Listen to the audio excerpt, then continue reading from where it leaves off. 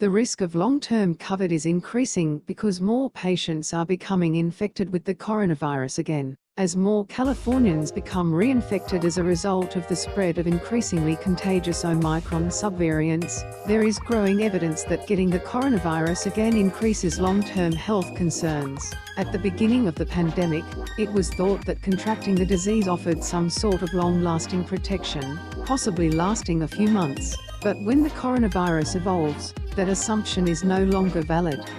Additionally, each infection poses the chance of developing long COVID as well as an acute sickness. The additional danger is actually not insignificant or inconsequential. It's incredibly significant. The Director of Clinical Epidemiology at Washington University in St. Louis, Dr. Ziad Al-Eli, the Veterans Affairs St. Louis healthcare system conducts research and development. Getting infected twice or more contributes to additional risks of all-cause mortality, hospitalization, and adverse health outcomes in various organ systems, and can also worsen risk for diabetes, fatigue, and mental health disorders, according to a preprint study looking at U.S. veterans, of which Al-Eli was the lead author. Reinfection certainly increases risk, claimed Al-Eli. According to the study, people who contracted the coronavirus twice had a 2.5 times higher risk of getting heart or lung illness as well as problems with blood clotting than people who only had one infection. Additionally, a higher chance of potentially serious health issues and COVID-19 death were linked to subsequent infections. The possibility of a new coronavirus exists. The majority of patients recover fully from infection, according to Al-Eli.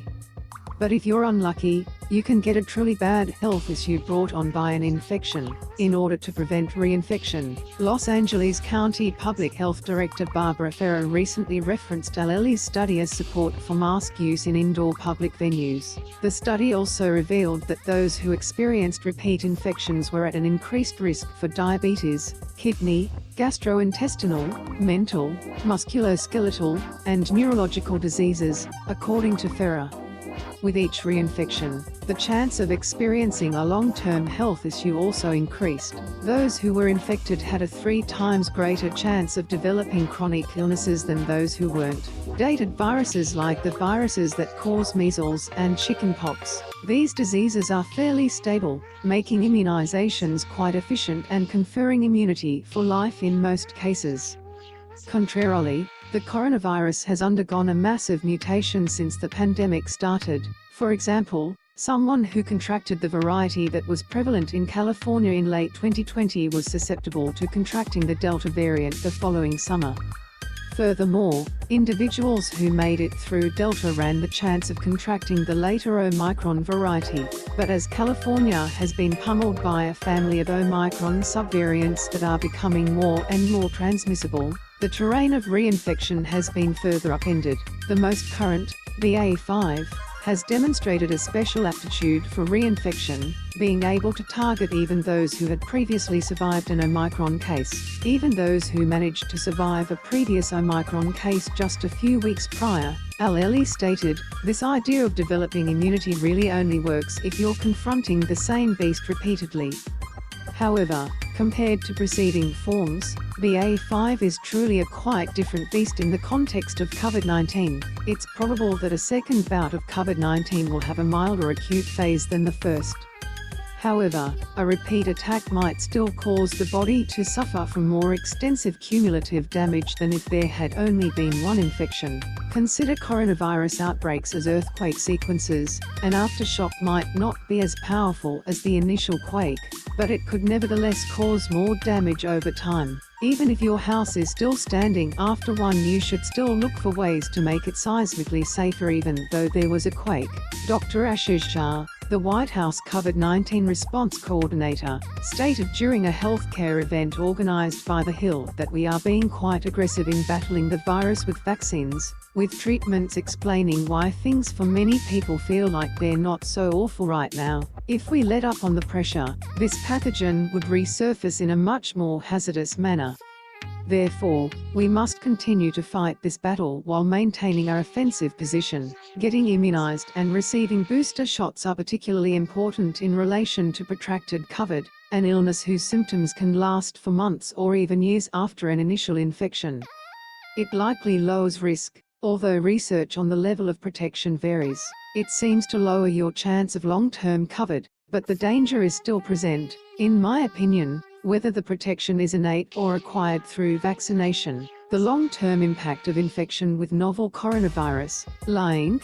Studies chief investigator, Dr. Stephen Deeks, a professor of medicine at UC San Francisco, said, "It's not 0, 2 or 3 doses of the vaccination were linked to a lower prevalence of protracted COVID," according to another study that looked at triple vaccinated Italian healthcare workers who weren't hospitalized for COVID-19. A different study claimed that even individuals who have taken a booster dose should still take the risk of extended COVID into account.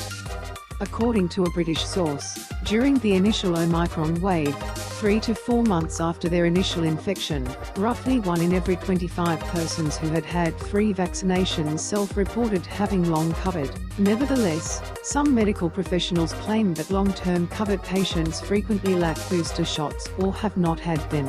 As the director of the UCLA Health Long COVID program, Dr. Nisha Viswanathan remarked, "The amount of people I'm seeing who were vaccinated and boosted and are coming in with long COVID is quite rare." Additionally, long COVID doesn't shield you from contracting the coronavirus once more. According to Viswanathan, she has treated individuals whose long-standing COVID symptoms subsided before returning after contracting COVID-19 again.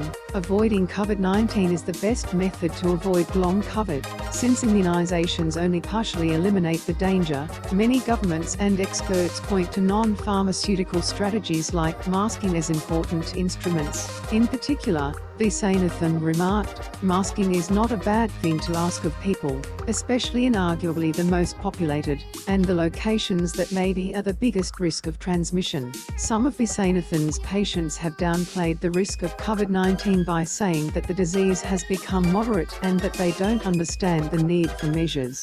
However, she claimed that more awareness about long COVID and its incapacitating consequences will make people more aware of the significance of covering up and receiving vaccinations and boosters.